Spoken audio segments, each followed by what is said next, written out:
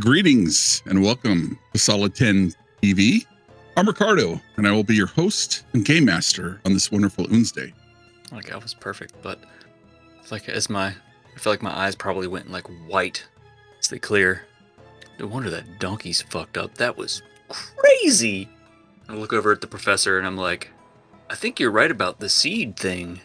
Ravi's having trouble even comprehending everything he just saw in that flash of insight. He tries to explain as best he can all that he saw. I think we're onto something. Ooh, that was trippy. I'm hungry. As you recount it, Archie's feverishly taking notes. I'm sure what your notes are much better than what he said. You can extrapolate the data from. You gave us a name in there, right? Daggerheart matron. Aliana. Yeah, the matron. Aliana Vicaris. Yeah, I was tripping balls, so it's hard to remember everything. I like to think that as you were what you were doing on screen is what is what Ravi was doing. Yeah, that's kind of what I was doing. I was looking at trying to look at my hand and be like, whoa. As I'm seeing the city and all the growth and all the crazy stuff that's happening, it's kind of melted my mind. But I recount it as best I can. Question. As he touched the water, did it react in any way, or did it just react like water? Rings, as if you touch a still pool of water, just echoed across the top or the surface of this oasis. Also, whenever I was using my longsword and swirling the water, did the glittering of the water move kind of like sediment, or did it just it's in the water movement? Does that make sense? It was more like a bioluminescence. As you disturb the water, it glows a little bit blue. Whenever he was having his moment, she took her sword out and wiped it down.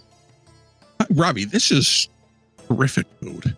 I'm sorry, what were you saying? Prof, I touched the water and you didn't hear all the stuff I just said? There's no way I can remember it to say it again. I think Archie... Yes, of course. Took some notes, but did the plants change? I kind of look around quickly, are the scorpions doing anything? I'm wary of the scorpions.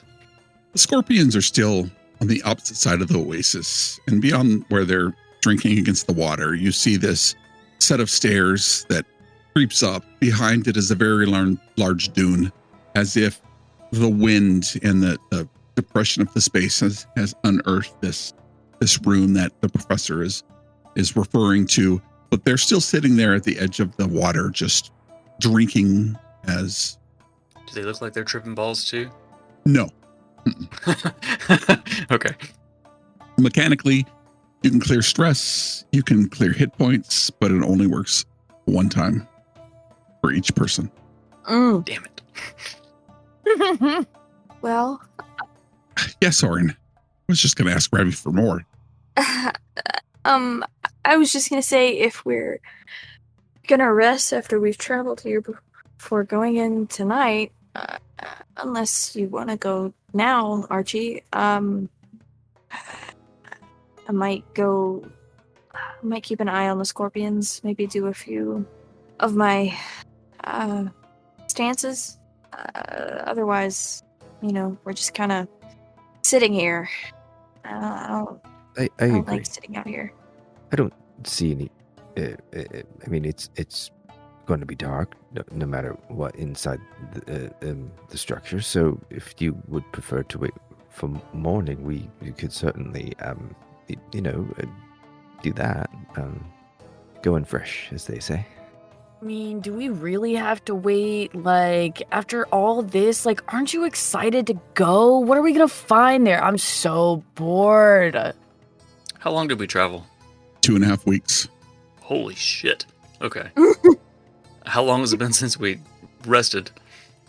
You rest last night in the desert, but it's not very comfortable because of all the things that were mentioned of the wind, the heat, and getting everything. I mean, we just ate. I want to get away from this water. Do we need to sleep? You guys tired? Do you want to go and do stuff? I kind of feel great. I'm not gonna be able to sleep, yo. Look at that place. Don't you just want to, check it out? I mean, I am very curious. Happy to go with the group on this one. Your call, Lauren. Usually you guys tell this brick wall what to do. I mean, if everyone's ready, we can go. I have not been in there.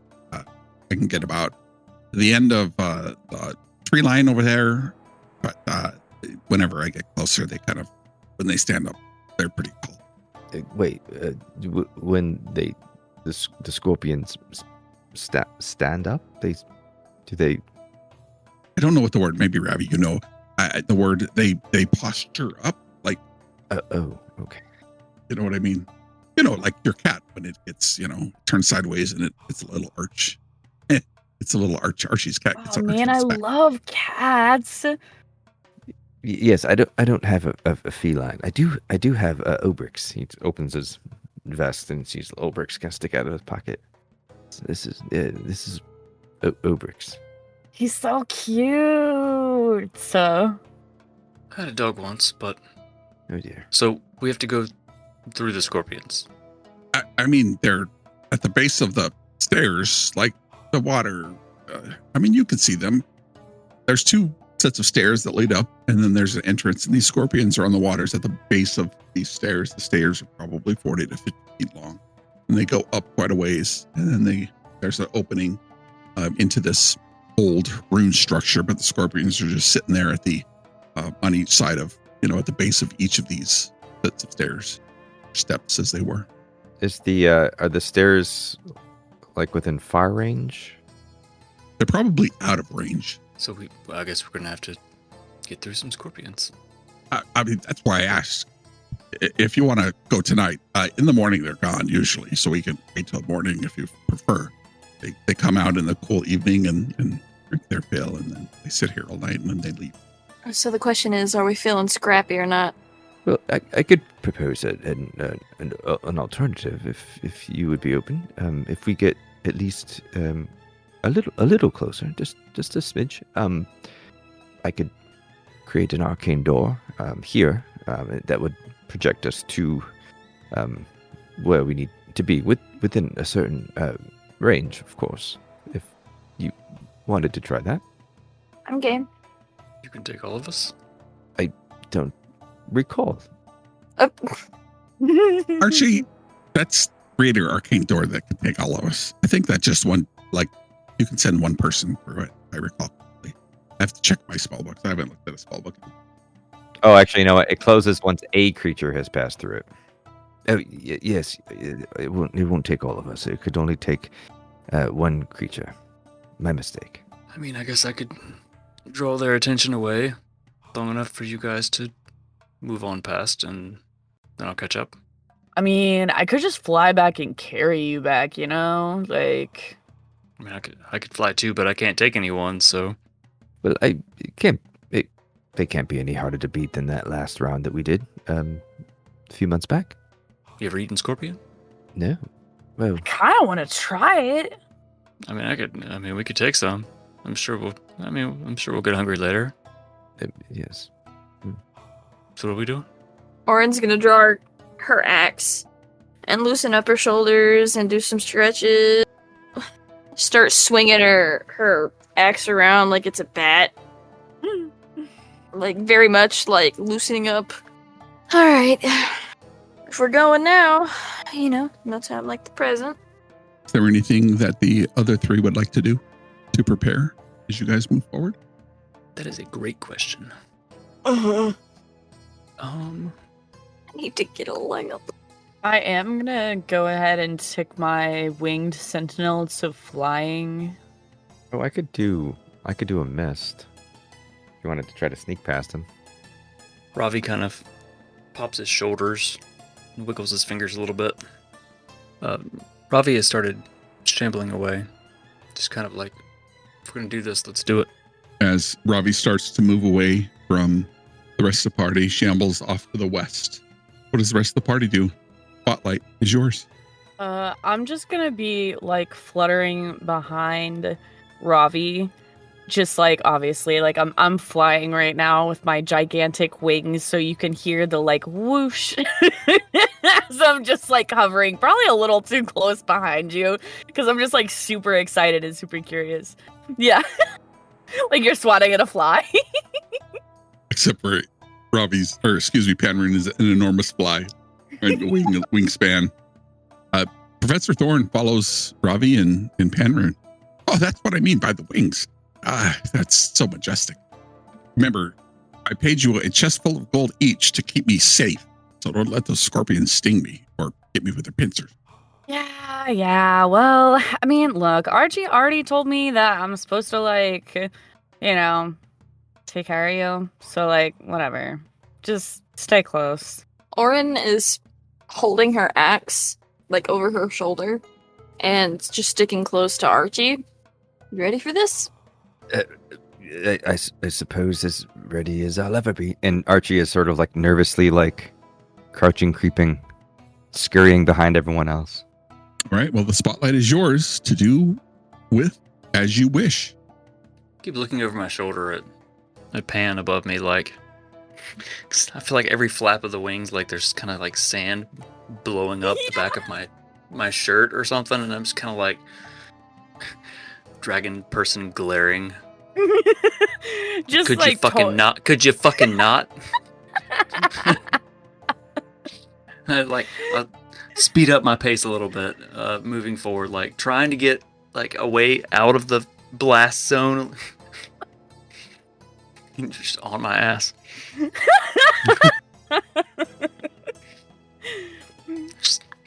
While Panrune is flying above, Archie is going to take his wand out.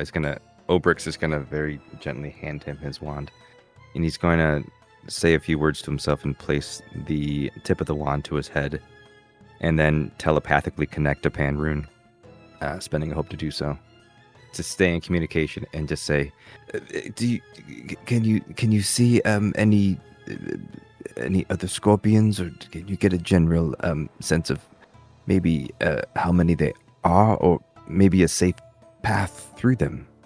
Can I? Yes, you can see them from where you are now. While it's pretty far off, there seems to be a set or pair at the bottom of steps on the right and a pair on the bottom of steps on the left. There are some central steps that are wide that lead down into the oasis proper, but that means you would have to swim into the water. I mean, or fly. Or fly. I'm gonna go ahead and convey that to Archie and just kind of like let him know. Can I like send him like just an image of what I see?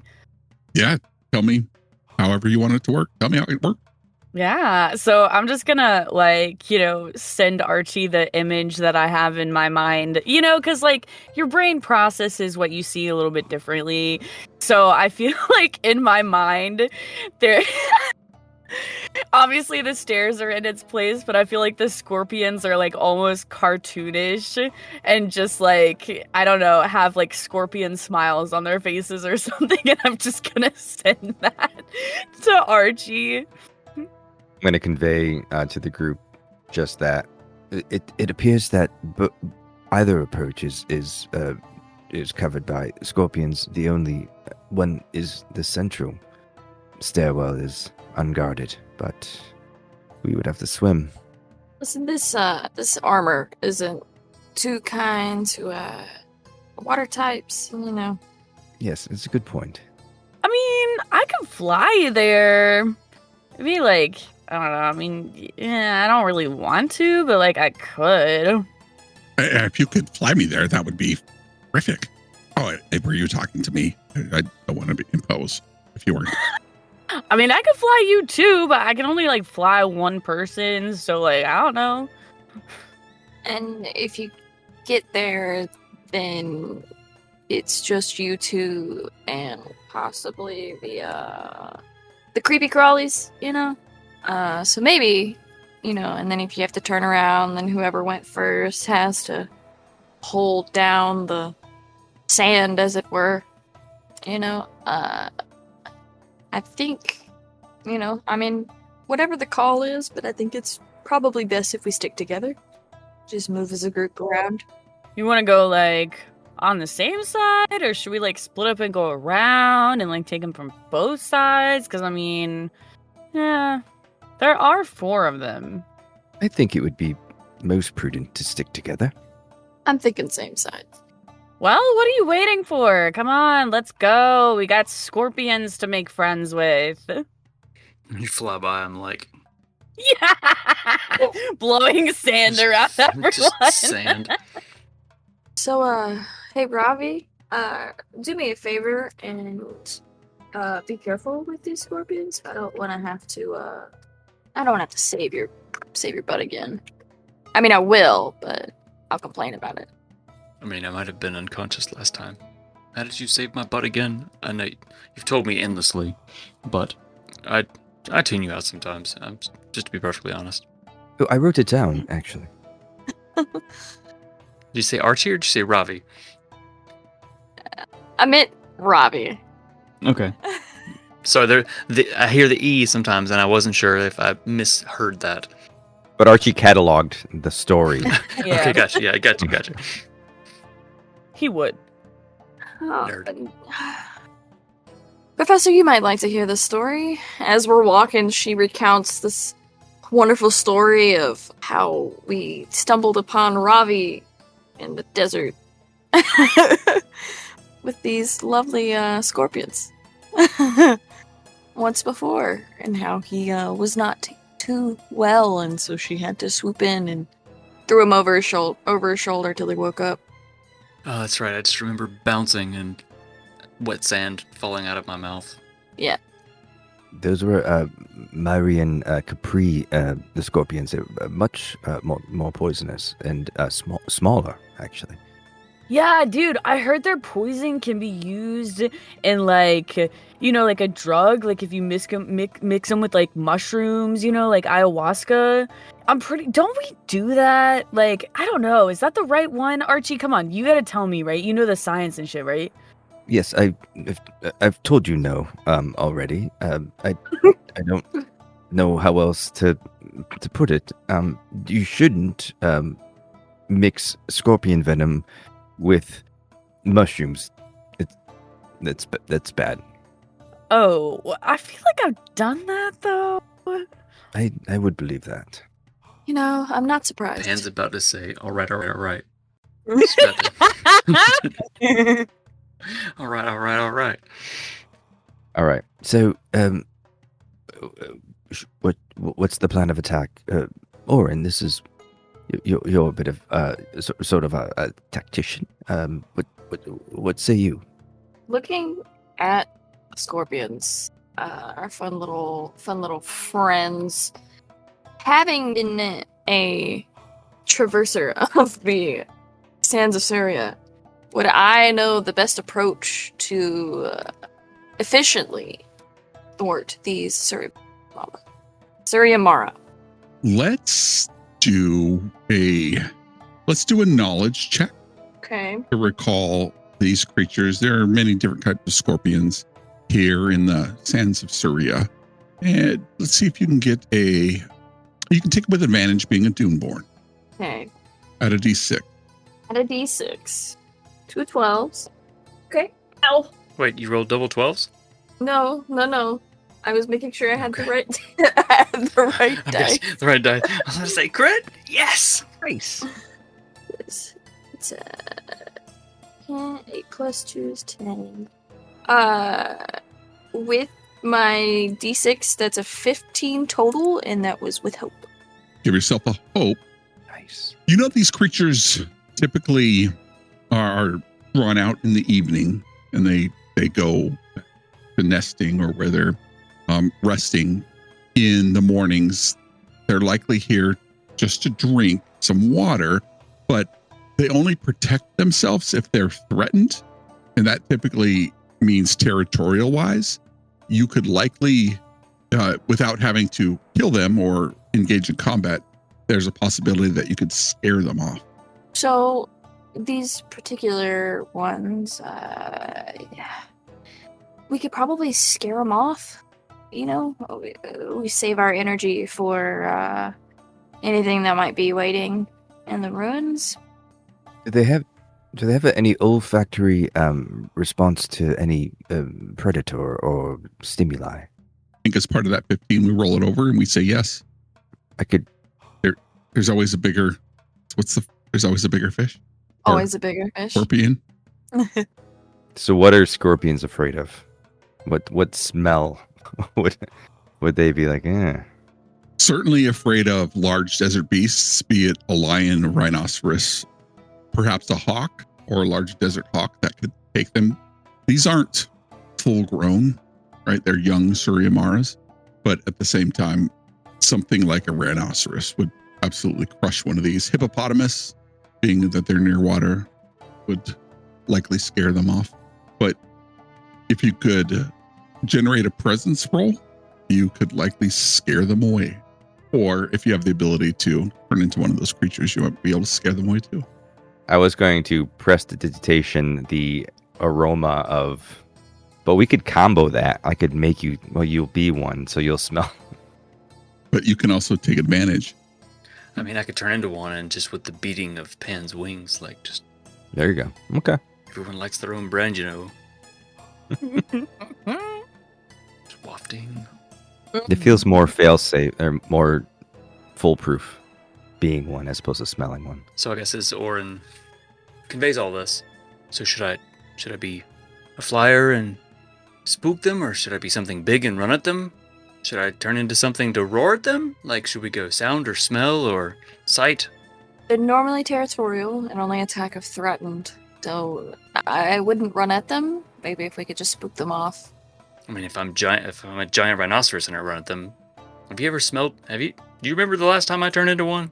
I don't smell great. I'm sure they can smell it too. I recall. That's true. I mean, you can certainly try.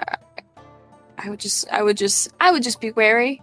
It's a roll of the dice, whether they attack or run. Waka waka. What do you guys think? Maybe if you just keep your, if you just make yourself seen, maybe that would be enough. Maybe don't charge, but just maybe they'll just scurry off. Nah, dude, I'm pretty sure like insects are more about like, I don't know. I mean, they're not like us, you know. I'm pretty sure they like feel things more than they like see shit, right? Like, it's kind of It's divine specious shit. of you. I don't know if I agree with that. Dracona kind of looking at you like, how dare you judge different things that look different. Could be a lion and I could roar at them. That'd be loud and scary, right? Would work. Are we doing smell? Are we doing sound? Are we doing sight? Let's do both. Yeah. You become a lion and roar, and I will make them smell you. yeah, I mean, nothing's ever too much.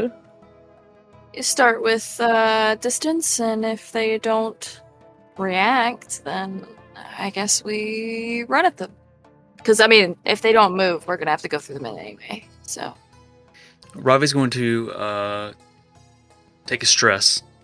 You see his body, like, and kind of looks down, and it starts kind of jerking a little bit as the scales ripple up his body. He kind of falls down to all fours. And where the scales once were like tufts of fur poking out and around his neck, where the scale kind of frills were that came out of the back of his head, kind of morph and shift and turn into this mane. And as he kind of takes a couple steps forward, his form finishes shifting, and before you stands this lion, shoulders back, very proud-looking creature, kind of looking around. Biggest balls you've ever seen on a cat, just kind of as he's strutting forward a little bit, like, this is a fucking lion. This is why I call you Shapes, dude. Indeed, yes, it is. Okay, so I'm going to add my stress on here. So as I begin kind of like, I kind of crouch down and I creep through the trees. It still kind of weirds me out that I can kind of sense them growing, and the grass is kind of growing underneath my belly as I'm kind of like crawling through along the edge. Let me move my token a little bit. So I'm kind of crawling up. I'm sneaking. Yes, I'm kind of sneaking just to get a little bit closer. Go ahead and make me a finesse roll. With finesse roll. Let's see, what is a lion? Is it a pouncing predator? Yes. So I guess I just use my regular stats on that one because it doesn't say anything specifically about that. Finesse, it's finesse roll, and you have an advantage on sneaking Oh, nice. as a pouncing Finesse. predator. All right, so D6. I'm just going to roll that straight right here. That's a 3. Roll a finesse. Just an action roll. Whoa! Take a hope. I think it automatically adds them. 23 plus 3. Yes. Wow, that's 20. So you easily link into the underbrush here along the side of the oasis, weaving yourself between the shrubbery and the blue palm trees. Kind of creeping up. Get just like right behind. Is this a statue? It's a large square piece of carved desert sandstone, and on top of it, it looks like a artistically crafted shell with a pearl on the inside.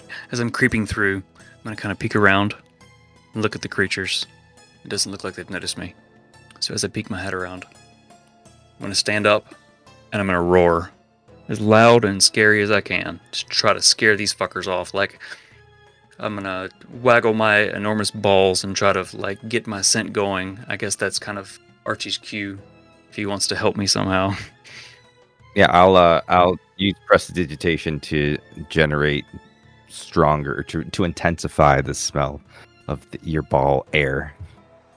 So let's do this. So you have advantage from being sneaky. You also have an advantage from the prestidigitation. The way advantage works is you roll 2d6s and you take the highest result. You don't add them together, you just take the highest result. Okay, I'll roll one and Archie will roll one, and whichever one is higher. 6. I also rolled a 6. Nice. Yeah. Fuck yeah. Advantage. All right, so do it. Roll me a presence roll, Presence roll. and that's 6. Add 6. Okay. No modifier here. Let's say bust out. Ooh, that is a 16 with fear. Well, you add another 6, so that's 22 with fear. 22. Okay, yeah, that's a 22 with fear. Still with fear. Yeah, and I think what happens is you poke your head up around this sandstone block, and your mane framing your large face, and this roar echoes across the desert. And you feel the sand underneath your feet buckle ever so slightly as these young Surimara look like they retreat behind this dune that's covering the entrance. Immediately kind of look over my shoulder. I'm like, something's not right. I can still communicate clearly, right? And that's one of the... Yeah, you can talk normally. Yep, you just can't cast spells. They ran away, but something feels wrong. Should we make a run for it? I would say yes. Professor, do try to keep up. I'm going to jump out here. Are you guys making a run for it? Yes. Yes. I'm sticking close to Professor and Archie. I'm going to jump out and just posture as everyone runs by, and I'm kind of looking around, trying to sense any danger, should there be any. Kind of watching everyone as they run by, because I can catch up quickly. Do you want to give me an instinct roll to perceive? I have a +1 on that. There's a lion. Ooh, that is a 10 with hope.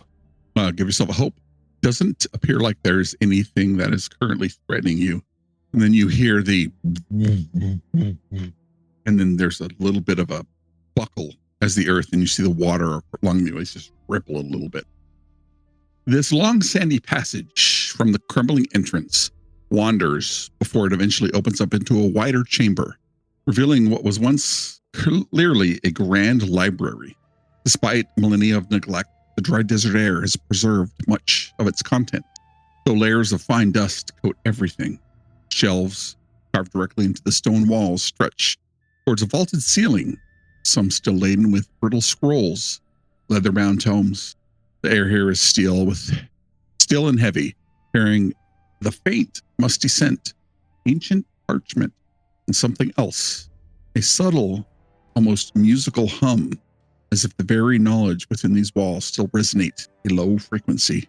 Faint ethereal glows emanate from deeper within the archives, suggesting untouched secrets or lingering magical energies.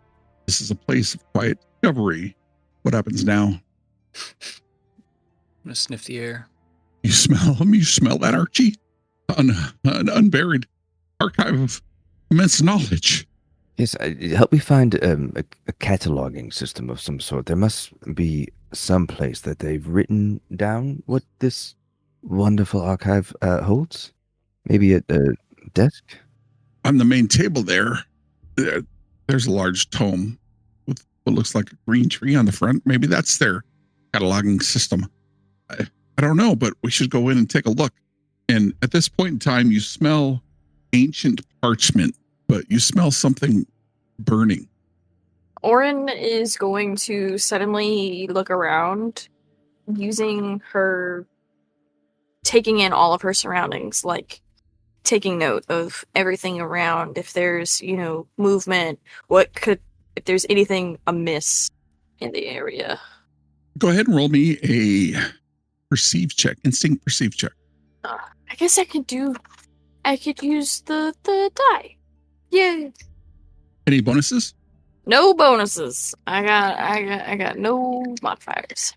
So that's a 13 with hope. Go ahead and give yourself a hope. You guys have rolled a lot of hope. Mm-hmm. So what you see is as you travel down, you're standing on a raised walkway. On the left and the right are approximately 50 feet on each side, stairs that lead down about 20 feet. Immense statues standing on plinths, both to your left and to your right, 50 feet in the air, hold large purple orbs that emit a soft glow that lights this place. The archives themselves, as you descend down onto the floor, in the middle there's this tremendous, immense table with a chandelier hangs above it and candles that don't seem to melt, with flames that flicker over this table. On the table surface there, carved into the wood, you see what look like leaves of trees. And there is a large leather tome with what looks like a diamond-shaped green imprint on the front. To the left of these tables are smaller tables that have the same surface design. And around these tables sit emerald chairs that are covered in a green upholstery, and on the right, almost matching the same emerald. But as you look up this archive, extremely long bookshelf, as you look up, there are rows upon rows upon rows upon rows of books. And then back, there is a large opening that has darkness beyond. From it, you see a dull pulsing of a blue light. And at the very back of the room, next to this opening, you see the stone statues of what look like large lions, and next to them, very similar, are these statues on plinths holding these purple lights. And on the railing, like every 10 feet, there is a purple orb about the size of what would be a peach, glowing a soft violet color. But as you look out, you see these entities glowing in a blue-white. Looks like they're wearing some kind of robes. Can't really tell their face, and they convey a halo around their head that has flickering runes, and they're grabbing books and throwing them into a fire. And there are two of them. I'm gonna point all of this out and be on guard. Why would they be burning the books? I feel like. So are they not? Natural to this library? It would seem that they find something unnatural about it. So you said that there was like a was the book that you pointed out before that at the center that might be a catalog? Is that the same as the one that you kind of spoke about with the carvings, or are they different books? Yes. Okay. Same book. It's extremely large. Probably, I want to say maybe 3 foot tall, 2 foot wide, and about a foot thick. Clearly, and how far are the figures that are burning books from that table? They are considered in very far range. This place is likely, Archie, the largest library you've ever seen. How far away are the lion statues? They're completely across the room, out of range, so over 300 feet. Okay, I'm about it, but I'm going to wait because they're really far away. I think Archie's going to approach that book that may be a catalog very carefully.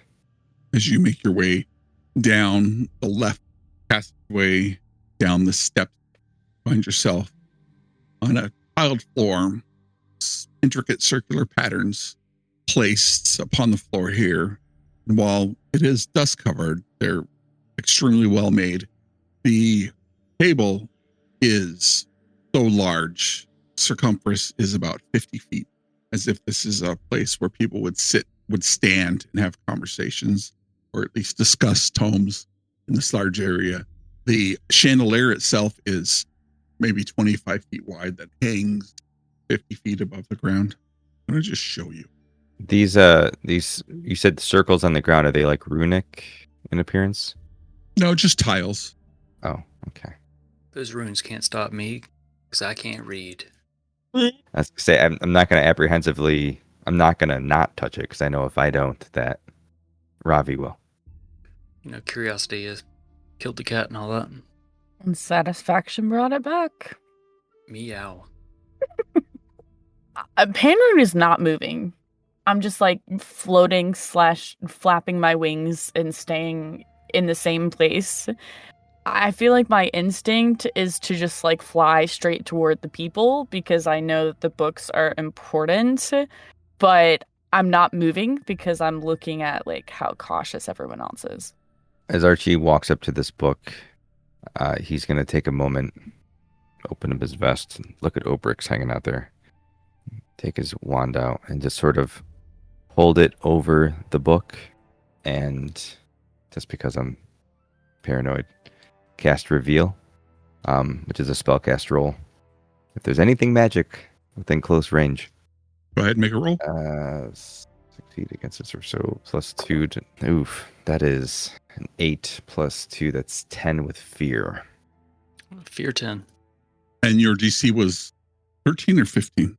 Should say spellcast roll with it doesn't something say, around it. Normally it does, but for reveal it says make a spellcast roll and there is no number next to it. You feel the floor below you buckle once more. One of these entities that are burning the book stops and clocks you. But this book, this catalog book, radiates significant magical aura. Does that aura seem more intense than that? You said there's sort of like this air of magic in this room already. Does it feel like a source of it, or is it just like more intense? It is very intense. It's so strong it almost blinds you. Magic caresses around this book. It's a very strong source of magic. Oren, I think they saw me. Oren is like standing guard. You see Archie hop up onto this table looking at this book. Where did Thorn go? He's just standing there next to you, looking around at all these books. His Cool. eyes wide, his mouth hanging open agape. He's speechless as to the immensity of this. So Archie's realizing that he's caught, but he's very interested in what this book is, and he sort of very cautiously opens the book to try to get a sense of if there's a title or I don't like that look. It's great.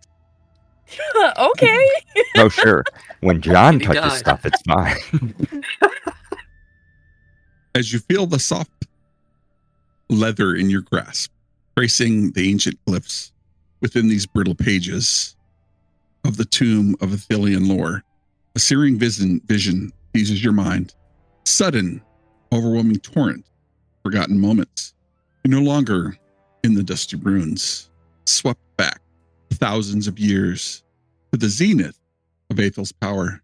The azure heart is a vibrant paradise, its waters shimmering under a twin sun sky. Towering crystalline structures gleam with an inner light, and the air thrums with controlled arcane energy, a symphony of magic and light. At the heart of it stands the Aethelian Arbor Seed, pulsing with a steady, benevolent violet glow, power channel to sustain the impossible lushness of the soaring forest city. You witness grand ceremonies, the priests and mages of Aethel, robed in brilliant silks, communing with the elemental spirits, their lives interwoven with the Arbor Seed's gentle power. Peace and prosperity reign. secured by the artifact's life-giving essence. Yet, the shadow begins to creep into this idyllic tableau, a whisper of dissent, a glint of ambition in the eyes of one named Kale, the High Arcanist, second only to the Azure Heart matron herself, a master of subtle manipulations, resentful of the Arbor Seed's passive use, believing its true potential lay in dominance, not in harmony. He began to form a clandestine faction, promising them ultimate power, a dominion over the very elements that Aethel so revered. His plot was meticulously crafted, relying on the ancient rites of the Great Attunement, a rare ceremony where the Azure Heart matron would fully merge her life force with that of the Arbor Seed, renewing its power for another generation. And Kale saw his opportunity, a moment of profound vulnerability and immense power. On the day of the Great Attunement, as the venerable Azure Heart matron, Eliana, began the sacred chant, her form shimmering with raw magic. Kale made his move. With a horrifying guttural incantation, he severed the connection between the Azure Heart matron and the Arbor Seed, not to renew it, but to seize it. The ritual chamber, usually filled with serene light, erupted in a chaotic maelstrom of uncontrolled arcane energy. Eliana's life force, instead of flowing into the Arbor Seed, was violently ripped away, consumed by the backlash. The Arbor Seed, momentarily unbound, pulsed erratically, its violent light turning crimson with uncontrolled power. Pale, caught in the surge of energy, could not command it. Screamed as fragments of the Arbor Seed's raw creation magic lashed out, twisting and corrupting everything it touched. He was consumed by his own ambition, his form dissolving into the swirling arcane storm as the temple buckled and groaned, swallowed by the desert's furious embrace. The Vault Guardian Sentinel, a protector designed to embody the matron's will, was itself caught in the devastating surge, becoming a twisted, corrupted automaton, endlessly guarding the chaos Kale wrought. Similarly, pools of the Arbor Seed's raw, poisoned essence began to coalesce into aggressive, acidic forms of oozes. The very land screamed a cataclysmic shriek of agony as the desert, once held at bay by the Arbor Seed's gentle touch, reclaimed its dominion with brutal vengeance, burying Aethel in its terrible secret beneath mountains of sand, leaving behind only the runes and the echoing whispers of its catastrophic fall. Vision fades from your mind. I fear that we may be up against more than we bargained for. I'm going to convey as much of that as possible to Oren. Quick question. Is it possible for Archie to communicate that to Panrune telepathically? It's on until I cast it again, or I rest. Okay. I think in tandem, Panrune, you get that same vision. Almost seizes you as you're standing at the edge of the balcony. I'm going to just relay that information to Ravi and to the professor as best that I can. So I see your body kind of like sees I'm going to growl because I'm still a lion. It'd be like kind of growl and I'm watching your back because it seems like you're, for this long moment while you're seeing whatever you're seeing, because I can't know, you seem incapacitated. So I'm like watching and I'm growling. But that's it. I'm going to go ahead and spend a fear to activate this knowledge elemental. And he's going to move down the steps. Okay, gotcha. Yeah, do we see this? Yeah, it's clearly you see this because he has a giant halo of runes around his head. Keeper of the Archives, knowledge elemental. He sees Archie grab the book and then he looks in his direction and then starts moving that way. But the spotlight is back with you guys. What would you want to do? I'm going to say, I'm going to take this book. I don't think that is going to like it. Yep, and Oren has axe in her hand and she is like squared up in a defensive stance. can I take this book? It's gigantic. Yeah, you can carry it. Okay. I'm also going to like somewhat cower behind Oren a little bit. Like, We should get closer, right? Yes. I think it... What I would like to do is maybe see if Ravi can stay with the professor. I'm wondering how tall this ledge is and if I can fly over it. Yes, the ledge is only a rail to keep regular people from falling down. It's up 20 feet above the floor. And how far can I travel? You can travel at this point, since we're not in immediate danger, as far as you want. So I think that's what I'm going to do. And if that's I think I'm going to go ahead and convey to Ravi and the professor Archie's intentions to take the book. And then at that point, I'm going to go ahead and move. Yeah. We're just going to imagine I took the path of I'm going the wrong way. The path of least resistance. And I'm going to go over here. I'm going to put myself... Yeah, I'm just going to put myself kind of like, oh my gosh, like next to Oren, just as a buffer between this dude over here. So I'm going to swing my big lion head towards... This lion's going to look at this kind of, the crazed looking super nerd. Stay close. Hold my tail. I'd rather... I'm going to stay here until you get rid of those things, whatever they are. And don't let them burn any more books. That would be fantastic. I can't keep you safe if you're far away. I can't keep you safe if you're far away. Just stay close. You and Archie and... I'm not sure I want to go down there. It's a long way. Just at least come to the bottom of the stairs. All right, but no closer. All right, hold on to my tail. It'll make you feel safe. Just stay away from my balls. I'll turn and start kind of walking slowly. No promises. Oh! 87 damage. That is major. Oren is going to call out to this thing and say, "We mean no harm. Stop right there." She is just defensive. Does it seem to react in any way? Is Archie picking up the book? No, not while Oren is trying to communicate. It stands at the bottom of the steps, looking in your direction, waiting to see what you do next. The other one on the right side is moving along the bookshelves, gathering up armfuls of books and dropping it into a fire. Okay. I'm going to grab the book. Are you ready?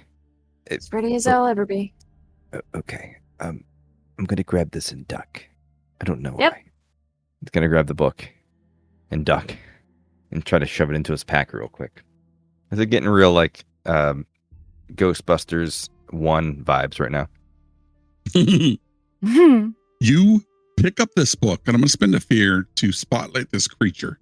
And he is going to move quickly to... How far is this?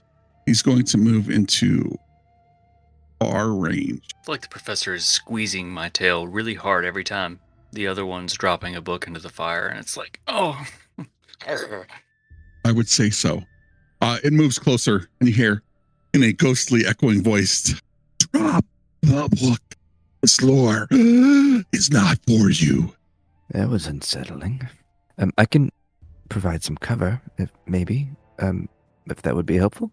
It would obscure your view as well, but maybe hide us in the middle of this gigantic room. I just... Do we know anything about this, like, elemental here from that vision? So let me look back. Communing with the elemental spirits connected to the Arbor Seed. So I have an experience called Temptation is but the nature of liberation. And the goal of this is to use presence to convince someone of something that aligns with their desires. So what I'm wondering is, I don't know. That's the thing, is I don't know if I know enough about, I mean, I know its purpose, right? But does an elemental even have desires? I don't know. I don't know what I would say to it. So I'm going to treat it as you were in this vision being telepathically connected to Archie, and you saw them speaking to the different elemental spirits. Tell me what you think you want to do, and then I'll set a DC. If I say, hey, it's too, that may be too far, it'll be higher, but Perhaps not. Do we know, like, the context, like, communing? Was there anything verbal? In the vision, did we experience any, like, do we know how they communicated with the elemental spirits? It typically involved a ritual.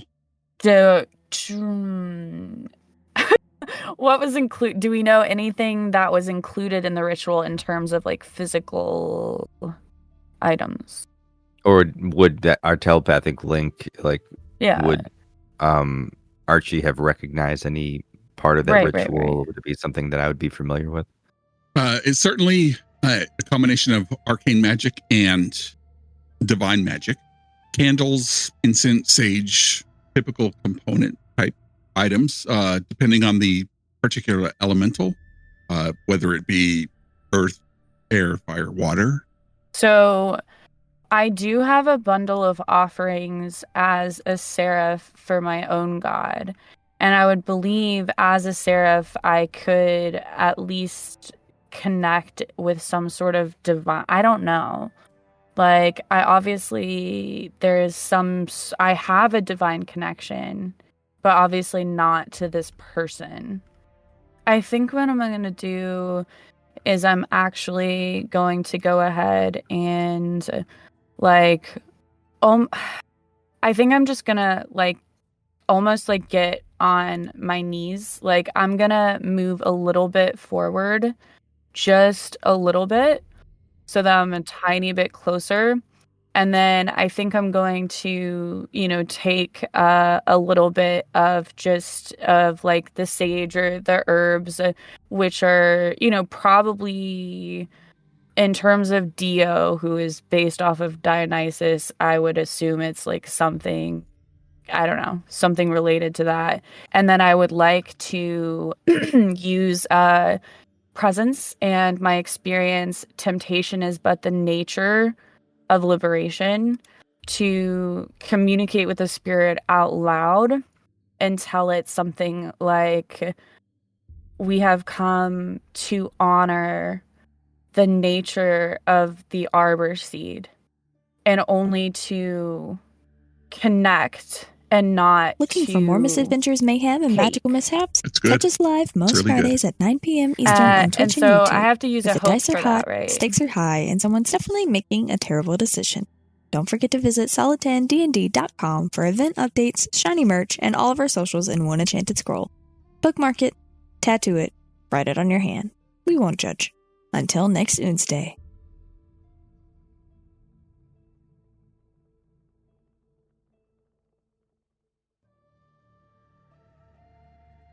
Yeah. So spend a hope.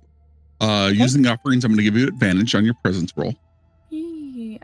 All right, we'll see what it is. Ooh. That's a 22 with fear. So I'll gain a fear and the spotlight comes back to me.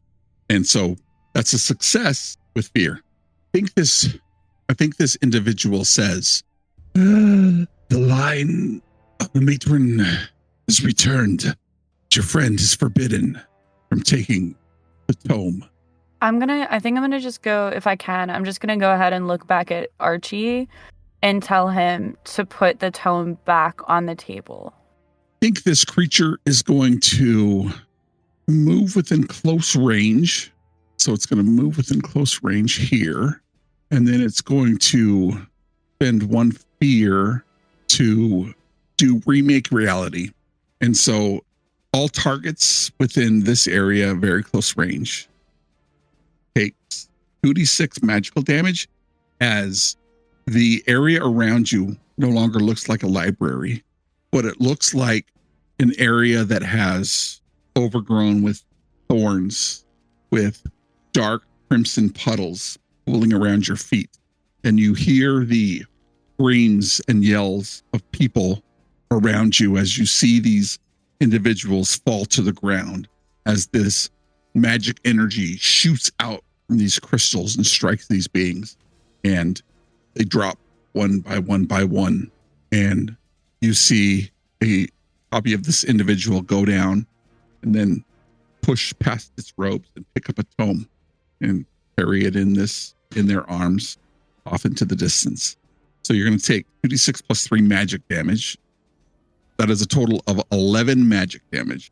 Depending on what your thresholds are, you will take a hit point and then you can also use a armor slot to reduce it by 1 threshold.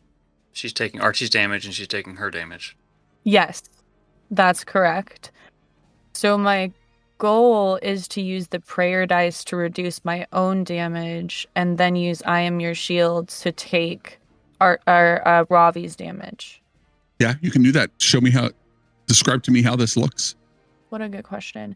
I think I'm going to extend my wings just around these guys, just around, shielding a little bit of the remade reality from their vision, which perhaps, maybe decreases a little bit of their damage at the same time that I'm kind of crossing my gauntlets in front of me as if I guess warding off energy maybe.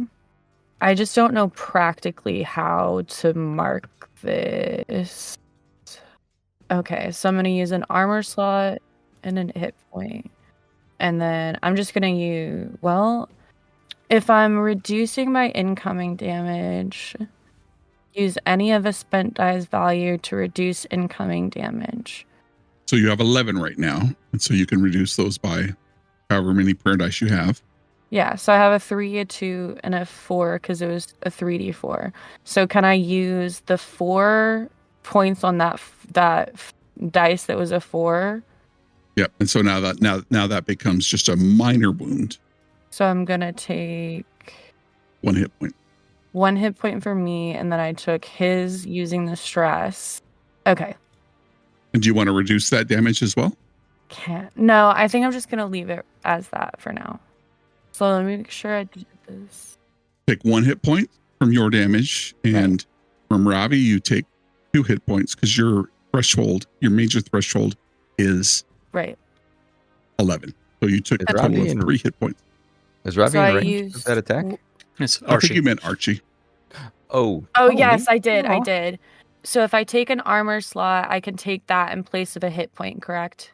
Yes. Yeah, it's just your damage. Your armor getting damaged, taking it instead of you. Right. Okay.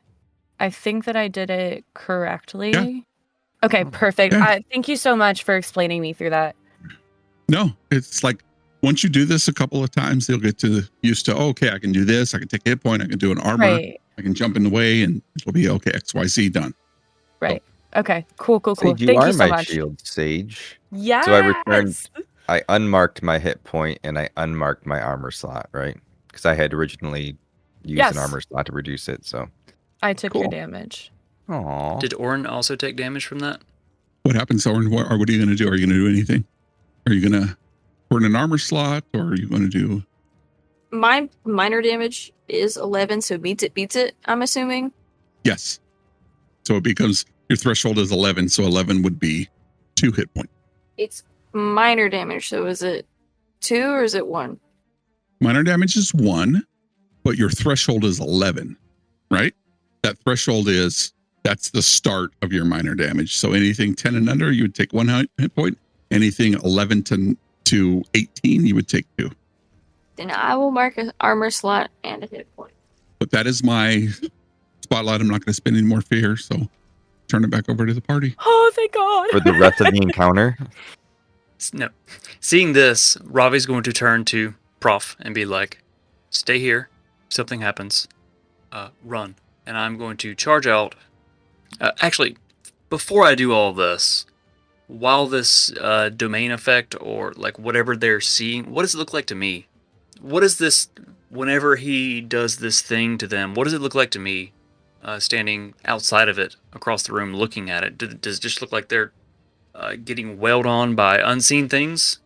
As he makes a gesture and you see the wheel of runes spin around his head in a glowing blue-white light, and you see them stop kind of a second, and then a pulse of energy emits from him, and you see them crackle with arcane eldritch energy, and they make that noise.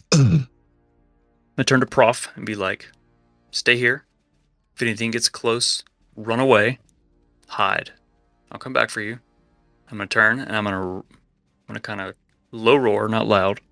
And I'm going to mark a stress to move into melee range with the target. So marking 1 stress. And I'm going to move into melee range with the target.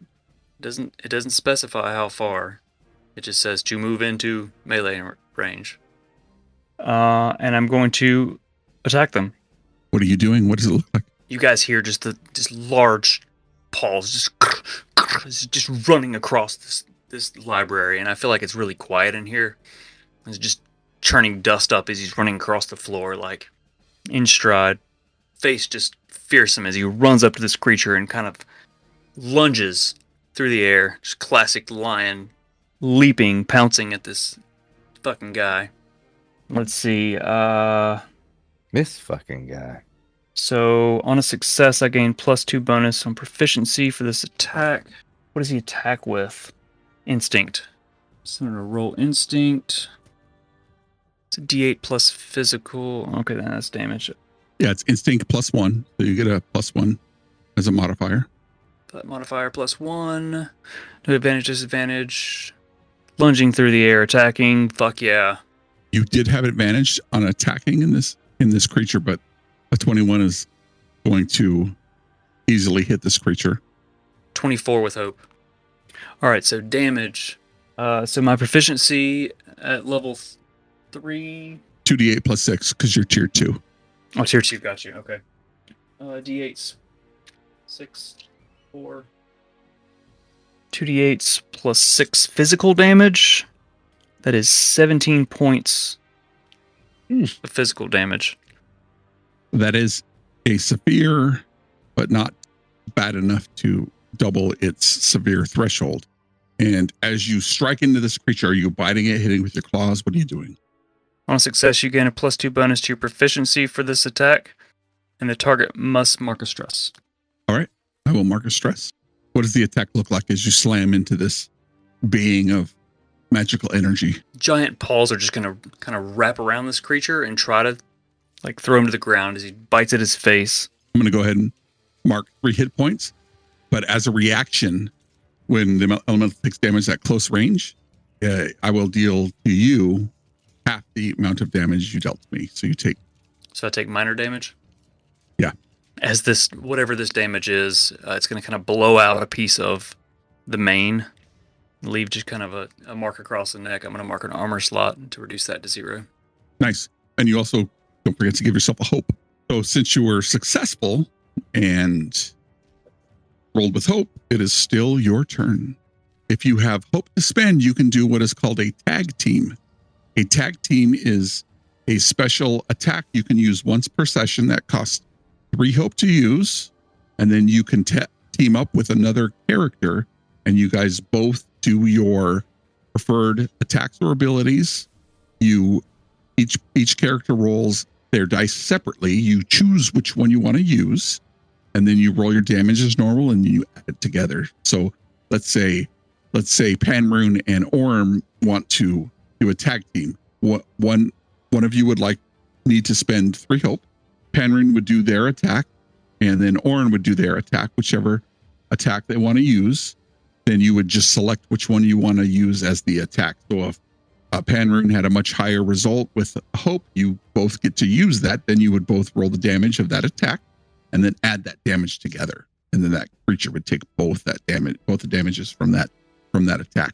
So that's one thing you guys can do, but it's useful for once per session per player. You can be a part of multiple tag teams, but you can only initiate 1 per session. So the spotlight is yours still. As Relian slams into this creature, you see its magical essence burn away. Some of the wisps of blue-white energy lands on the tile floor and sparks a little bit before dissipating. Still your eyes spotlight. Who wants to go next? Archie's going to pick his wand from behind the safety of Orin and sort of bring it up over his shoulder. And what's the size of this room? I'm just joking. I want to cast Fireball.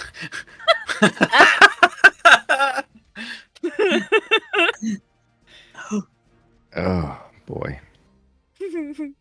I don't want to give you fear, though. No. All right, so spellcast roll against your evasion. Or my difficulty. Or your difficulty. Is it everybody within close range? No, it's targeted. I think. Hold on. Oh, it is all creatures very close range. Make a reaction roll. That's a good point. Do you want to do something else? Yeah, that's probably would be wise. I'm sorry, I didn't read that correctly. I really wanted to cast Fireball in a library? How dare you? There's already a fire. That's fine. I guess we'll go the other direction, and I'll cast Ice Spike. Should I re-roll or should I go with what I have? What did you have? I didn't hear you. I didn't say. Okay. It's not good, so we can keep it. Then re-roll. Sure? Yeah, that's fine. Okay. Merciful GM. So There's nice. like 4 more rooms of this. He's like, you sure you don't want to kill all your friends? Why don't you roll again, too? I'm a lion. I can take it. Stop lying. Missing half of my main already. All right. Damn it. All right, so this is 14 plus 2, 16 with fear. 16 with fear. Difficulty 14, so you beat their difficulty. And it's 2d6, which is 6 and no modifier. Still behind Oren's shoulder. But dang it. Did you say you were casting Ice Spike? What does that look like? How much is that? It was 6, so 4 to 2 total, and summon a large ice spike. You summon a large ice spike. You can use it as a weapon. Make a spellcast roll against the target's difficulty. On a success, deal d6 physical damage at tier 2, 2d6. So it's just gonna from his wand as he pulls it up behind Oren's back. It's just gonna sort of spark this sort of shining blue aura, and just it glows, and then this shoots out very quickly and strikes the elemental. As it slams into the elemental, it hits its robe, and you see it crack and crease across the creases or folds in its robe. And he says, "This knowledge is not for you." And he's going to use his action to mark a stress to force all targets within close range to either mark a stress, become vulnerable until their next rest, or they clear a HP. I'm going to take the stress. Yeah, me too. Before that, I can't do that. I'm a fucking lion. Never mind. I Stop thought you said lying. lying. I was like, I'm a lion. between the Oh. lion. Okay, so what happens to me again? I take a stress. You can either mark a stress or become vulnerable until your next rest, or you clear an HP. I'm taking a stress. Okay, mark a stress. That is it. That is it. Spotlight, but I'm going to spend a fear to spotlight another adversary. No. And the adversary is going to continue to grab another handful of books and throw them in the fire. Spotlight is back to you. What would you like to do? Oren, seeing this happen, is going to, from her defensive stance and taking damage, is going to basically kick off of the table and run and swing her axe down on this thing and said, "You swung first. It's my turn. And I'm gonna swing with my axe." Go ahead and make an attack roll. That's duality die, correct? Yes. Oh, Your modifier is +2. okay. I rolled physical dice, Mm-hmm. and that is a 16. That's an 18, but with fear. All right. That is a successful attack. I'm going to give myself a fear. Go ahead and roll damage. If I can, would like to also, there was something. Make a, it was whenever I made a successful attack. Okay. So whenever I do this and I make a successful attack, if I can, I would like to use whirlwind. It says when you make an attack against a target within very close range, you spend a hope to use the attack against all other targets within very close range. Does that also affect my friends if they're not a target? It does not affect your friends, but there is only one target within close range at the moment. Okay, that's right. Okay, well then I will just stick to my regular damage. So you move into melee range with this creature? Yes, that is a good Or old. is it just close range or very close range? Within melee range. Yep. That is math. 5 points of physical damage. 5 points of physical damage. That is a minor wound. It is. I think it's holding on barely, and you see the magical energy of it just flicker. I'm going to use a reaction when the elemental takes damage from an attack within close range. Deal an amount of damage to the attacker equal to half. So you take 3 damage for a minor. A minor. A minor. Oh no! I love it. Such a great chord. Literally though. Would you like to take 1 hit point or burn an armor slot? I will. I will take a hit point. Seeing this, did she roll with fear? I did roll with fear. Okay, never. I'll wait.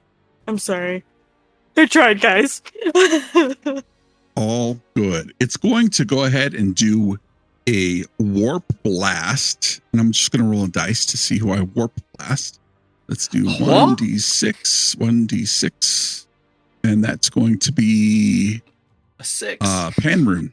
I knew it. Shit. And it is going to attempt to warp blast you, which is one-handed right within close range. Simple roll attack. It has 3. Let me see. That is a 17 to hit. Does that beat your evasion? It does. My evasion is 11. All right. That is going to be. Go ahead.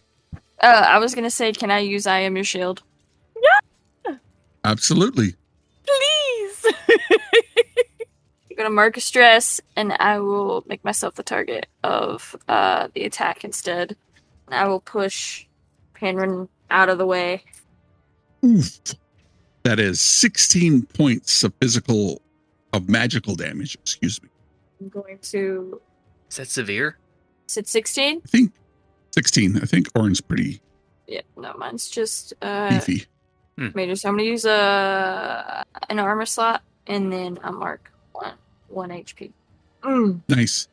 I am going to spend a fear to spotlight the other person as they continue to burn away the lore of the archives. Why do you hate us? I'm just kidding.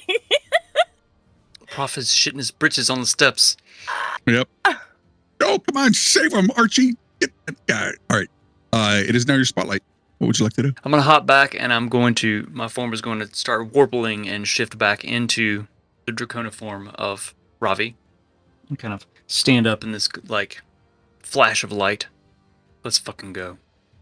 I'm going to call out to my friends, back away a little bit, and see if anyone wants to tag team with me and attack this thing. Remember, there's no initiative, so you guys can absolutely move as part of communicate, move, whatever you want to do. I'm so down. How do I do that? Okay, so basically what I'm going to do is I'm going to hop back as the lion and I'm going to transform back into Ravi. And I'm going to hold my hands out and I'm going to, like, start casting the spell. And from the tiles on the floor, like, coming up between it are these just desert vines that are going to try to grab the creature. I'm going to cast Vicious Entangle. But I'm going to call out as I'm doing this, like, I'm going to grab him, somebody hit him, and I'm going to initiate a tag team, spending 3 hope. Let me help you. I'm going to spend 3 hope, just half of my hope. Make a spellcast roll against target within far range, so they're definitely close enough. So I need to make spellcasting roll with my instinct. Experiences aren't going to help, so I'm just going to roll. Tag team. Remind me if someone else is doing something. Me? Who wants to tag I team am. with Ravi? Yeah. What are you doing? What action do you want to take? I want to hit this guy with my arcane gauntlets, and I want to use my ability Body Basher, which gives me a bonus to my damage roll equal to my strength, which is 3. All right, so I'm casting this spell to see if the vines can grab him. Fuck. That is a 9 with fear. And you also now roll an attack with your arcane gauntlets. Penrune. So do I roll my duality dice for attack, Yes. correct? Yep. That's a crit. Ooh. So Double eights. you both, since it's a tag team, you both can clear a stress and get 1 hope. Hell yeah. Very nice. Wait, Alright, we awesome. do we add a hope or do we take away a hope that we We add. Okay. Yeah, whenever you get a crit, you add a hope and clear a stress. Okay, so the vines come out of the floor and kind of wrap around this creature. Okay, the vines kind of grab at it, and as they grab at it, I'm calling out. So the way crits work is you both roll damage as you're doing the tag team. So you take a max damage die. So for example, what is your damage die of your attack, Penrune? What are your It is 2d10, So you have 20 plus your ability. which so is 20 9 plus 3 total. plus 3 because you added your experience thing. Oh. And you roll another 2d10. What? Wait, hold up. Yeah. I'm It's big. Oh, so it's brutal. It's brutal. It's max possible plus rolled, Yes. essentially. Okay. Yeah. So Mine's- I mine's- already- Mine's 9 plus 1d8 plus 1. But mine is okay. So mine's a 2d10 plus 6 plus the 3 of my strength. So So that is 2d10, which is 20 since it's a crit, plus 6 plus 3. So you're at 29. Now you rolled 2 more d10. So you can just hit your damage dice roll, and it'll roll the dice. And then we just add that to 29. yes. So 1d8, which I rolled a 1 on, so solid 10. Plus 29 is plus 13 is 42. Uh-huh. Howdy doody doody. Howdy doody! Howdy doody Well- doody! did we get the? How do you want to destroy this creature? So the vines are like grabbing, like they've come up through the tiles and this weird kind of circular pattern, and they're spiraling around the creature. And I'm calling out to Pan like, hit this motherfucker, as it's spiraling around him. And I feel like you fly in and you do your thing. I'm just, yeah. I'm just gonna like extend my wings, and I am aiming for this guy's head. So I think I'm just gonna do like a 3-part jab with a 2-part jab with an uppercut, and just And as you slam into this creature, as these eldritch vines crawl up around its legs, holding it into place, the glowing rune flickering in the light of the archives as you slam your arcane gauntlets into this creature, and it reels back under the force of your blows, and then it says, "This knowledge is not for you." And as it starts to fade away, it looks dead in your eyes, Penrune, and it says, "Heal the Arbor Seed." Ooh. Flickers into nothing, and we will go ahead and drop out combat. Did you say kill or heal? Like your foot or like health? Kick the Arbor Seed. It's all Kick that interpretation. motherfucker. What's the other guy doing? Is he still burning books? No, he dissipated once that other person was destroyed. Well, I do say I think that's why we need this book. I think it will tell us how to replenish, restore the way that the matron did in my vision. And he looks at Penrune. You saw it. Y'all, my brain is so fried.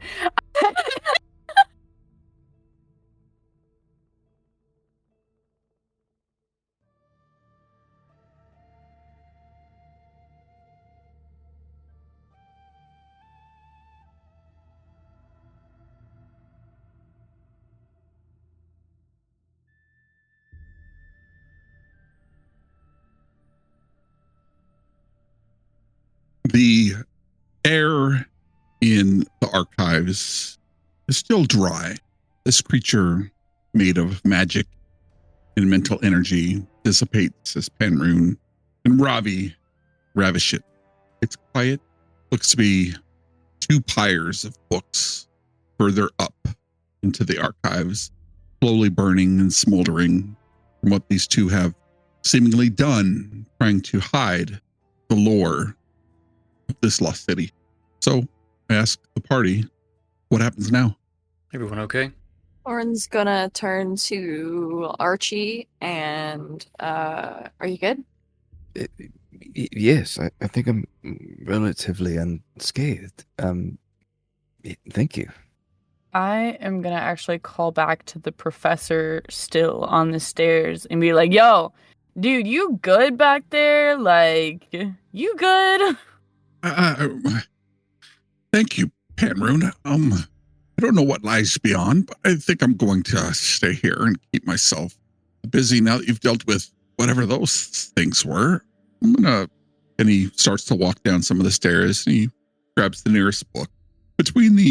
Next to the large statues on the left and the right of the stairs, there looks to be on each side a half dozen scroll racks that hold a innumerable amount of scrolls. And he walks over and pulls one and then walks to one of the tables and then sits down and looks at you and says, I'm sure that there are other things that are more important, deeper, but I mean, Archie might agree with me, but there's nothing more important than knowledge, particularly lost knowledge. He starts to unravel one of the scrolls very cautiously as to not break this 1,000-year-old piece of parchment. And he rolls it out and places a well-worn stone on one end and on the other and then starts examining it. Anyone feeling a little stressed? No, I was just wondering if you said there were 2 stacks of books. Are they still on fire? Indeed, they are still on fire, and they're more than stacks.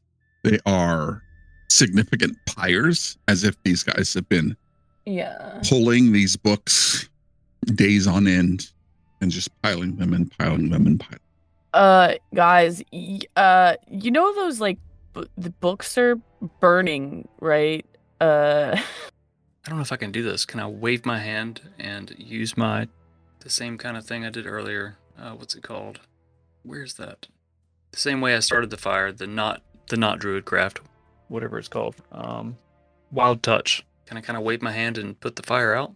The fire is much larger. These books are likely in a 20-foot circumference, piled up about 10 feet, because they've just been continuously taking the books off these shelves. And as you can see on your screen, there are shelves upon shelves upon shelves upon shelves. This archives is significantly bigger than what you see in front of you. And so they've been pulling these. And so this pyre of book is relatively large. I don't think you could put it out unless you tell me what the spell specifically says, and then maybe we can see. Let's see. Wild touch. You can perform harmless, subtle effects. So that's probably no. That involve nature, causing a flower to rapidly grow, summoning a slight gust of wind, or starting a campfire at will. So I'm gonna, as a pyre, I'm probably gonna say no, but I am gonna walk over to it and I'm gonna pee on it. I know it's not gonna help, but I'm gonna try. I'm very dehydrated, so it is. You can feel the heat emanating from this pyre and these books crackling, and the brittle pages of 1,000-year-old books just crackling as you see the flames carry them up towards the ceiling, and then they dissipate and turn to ash as they fall back down. It's like there's no saving these. There's nothing I can do. Yo, Orm, you got any water in those flasks, or did I is it all just wine? Cause I have water. What'd that water do? I don't have any. What do we do? I could shoot an ice spike at it. Would you think that's enough to put it out? I don't have a tag team. I could say we could tag team. I'd pee on it and ice spike. I thought about it, but then I'm like, oh, it's gonna. I'm kidding. Gonna freeze you. Let's do this. Instead of rolling an attack roll, you can roll what is Arcana in this? It's a knowledge roll, right? Let's roll a knowledge roll and see how you do that. The DC is going to be pretty high, and you might give me a fear. All right. Listen, is it possible that Archie read a book once on how to most properly extinguish a flame using ice? Your experiences are your own. Tell me how they work. I'm standing right next to it. I'm gonna spend a hope to help him. And I'm going to use... Ooh, here's the thing. Hold up. Are these books even... Are they salvageable? The burning books, no. We just really want to put them out. I mean, we don't want any other books to catch on fire. I have a thing that I could... When I utilize an experience, I can mark a stress instead of spending a hope, which will double my experience modifier for that roll. So I would get +6, +2, plus advantage. Yeah. Like the resources, like you tell me, like I'm just here to listen to the good stories. I'm sure that's not going to bite me in the ass later. 17 with hope. +2. Yourself a hope. +2 is 19. +2. Did you roll 2 for advantage? I rolled 2 for advantage, yes. All right, so +2, 19 for me. +2, 21 with you. +6, 27.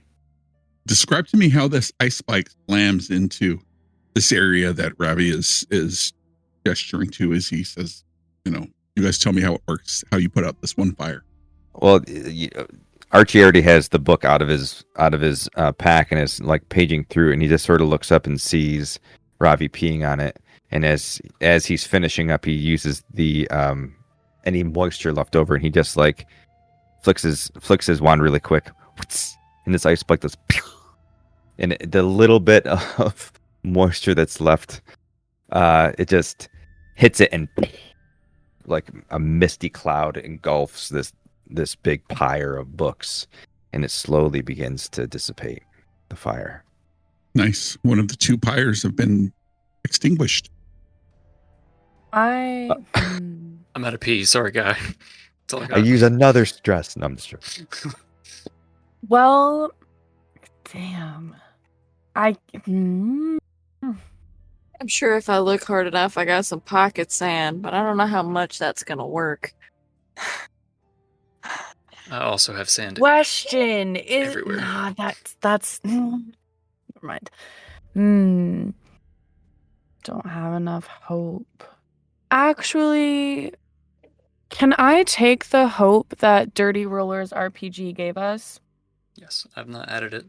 Because what I maybe is Archie, are you able to cast ice spike again? Yeah, there's no limit. And actually, just as a caveat, that was a 7 and a 10. So I gave myself the extra hope for rolling a 10. I completely forgot about until right now. But yeah, I can cast ice spike again.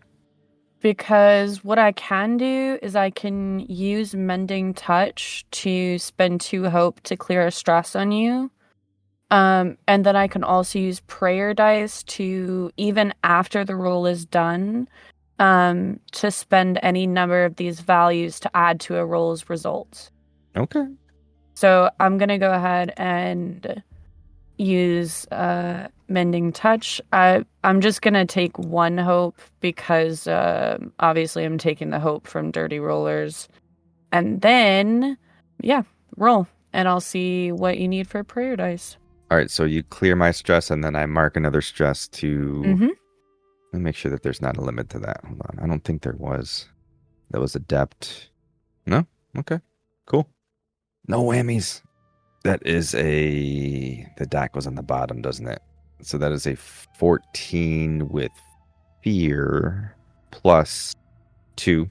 So 16 with fear plus 6 is 22 with fear. Is that enough, or do we need more? I think that's enough. Okay. Does someone have to pee on it first, though? No. Okay. Yeah, you described to me what happens. You can use our sweat. I was going to say very similarly as it happened to the first one. It's just like in succession. Just pop. So the same thing as it hits without the pee. So maybe the maybe the mist that comes up is not as grandiose, but that ice spike hits the pile of books, and again, just this mist, this frostiness, let's say that instead, Oh no! rolls over the fire of books, extinguishing the flames. Oh, we did it! In these archives, there are seemingly endless rows upon rows upon rows. Just the same, these elementals have seemed to near the end of their task. And so you saved a handful of scrolls and books here in the archive. What happens now? Anybody feeling a little stressed? I just need hope. I can't help with hope. I can help I with your know. stress. I have 2 stress. I also got 2 Same. pools of water. So I can, once per long rest, I can create a space of natural serenity within close range. So if you all gather near, I can spend a few minutes resting within the space. It doesn't say if it's a short rest or a long rest. It just says I can spend a few minutes. Clear stress equal to your instinct, distributed as I choose between myself and allies. So if you guys want to gather near and chat a little bit, I can de-stress the situation. Well, I'm Right. at that same table with I mean, I guess the same table with the book, sort of trying to see.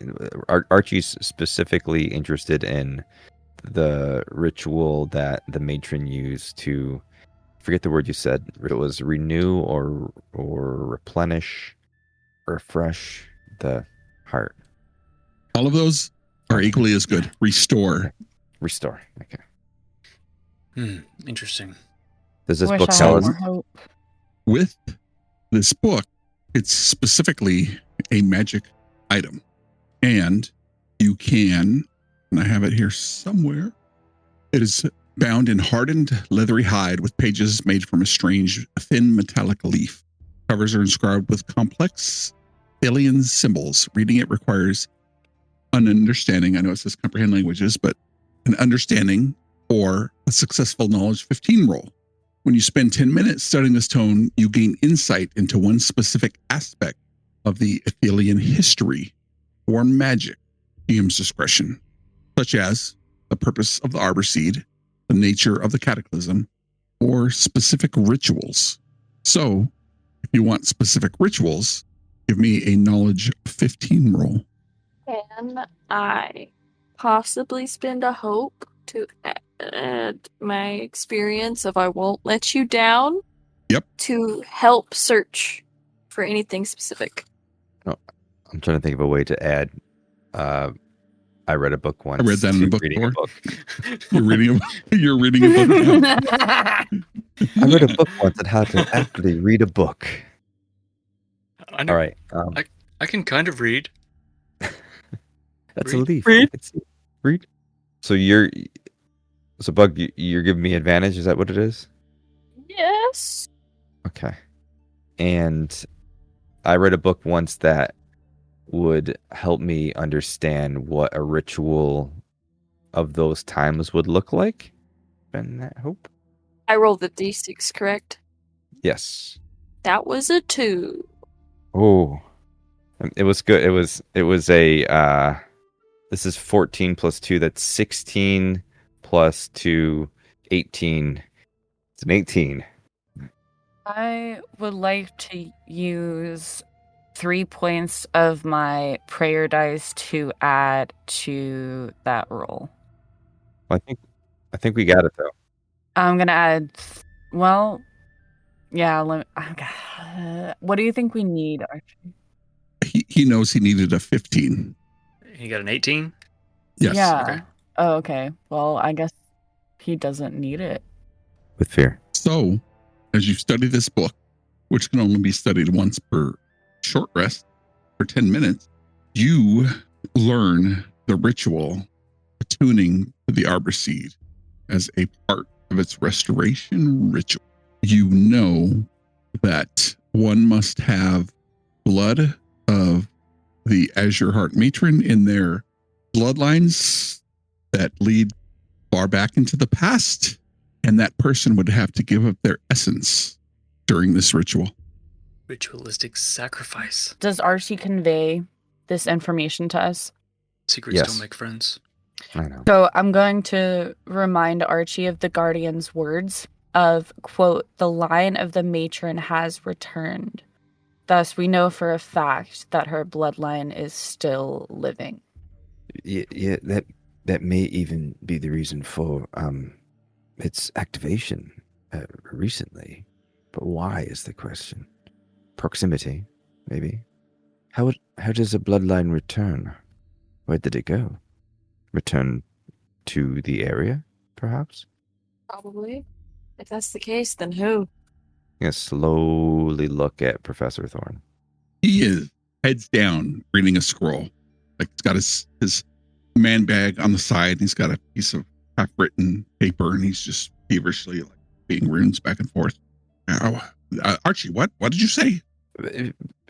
Pardon, Professor. I know that must be very interesting, and I can't wait to hear all about it. But when did you first arrive to the region? Before it sprouted the Oasis, or? No. I was informed from the nomads of the desert. People in certain places that tell me things that are going on, and they came and told me about this place, and we set out right away, and I arrived, I don't know, 2.5 weeks ago or something, maybe a little less. I'm going to walk up to him briskly and grab him a little roughly by the front of his shirt, really get his attention. Which nomads? The ones that frequent this area. I don't know. Like, are there more than one? What was their leader's name? I don't know the leader's name. My contact is named Omar, but does that ring a bell, Omar, for anything? Let him go, and I kind of just walk away. Is there like lots of dust and sand around the library? Like, it's been relatively, I know that they were like throwing books and burning, but like it's, as far as like untouched by anything physical before us. Yeah, it doesn't seem like that. There's dust over everything, and from your knowledge, it doesn't appear like there's any tracks or footprints or anything like that leads amongst the books. These elementals didn't walk as normal humanoids did, but at the same time, they could affect physical things like these books. But at the same time, as you look around, there doesn't appear to be any tracks or anything like that. And there's a thin layer of dust almost across everything except for the statues that hold these orbs of light to read about. And I recall from the information that Ravi shared with us about his vision when he touched the water, what within that vision did we learn the name of the Azure Heart matron? Can you remind me? Her name is Eliana. What's her last name? Yep, it's Eliana Vicaris, Vekarus. Okay, cool. Thank you. As you look around this archive of forgotten knowledge buried here underneath the sands of Surya, still some books and scrolls haphazardly placed around that you could perhaps learn knowledge from. But fortunately, we will call this one shot, which is now a mini series, to an end. And we will pick up at a convenient time for the rest of the crew here. So I'd like to thank the party, thank Ghost and Sage specifically for coming and joining us. And that was a really fun time, learning a new system, figuring it out.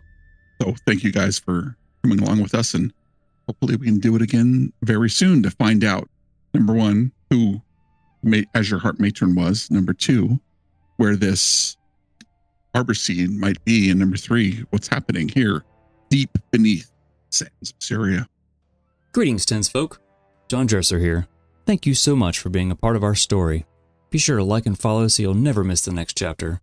You can catch the adventure live and uncut most Fridays at 9 p.m. Eastern on YouTube and Twitch. Just search Solid 10 D&D, and we'll see you there.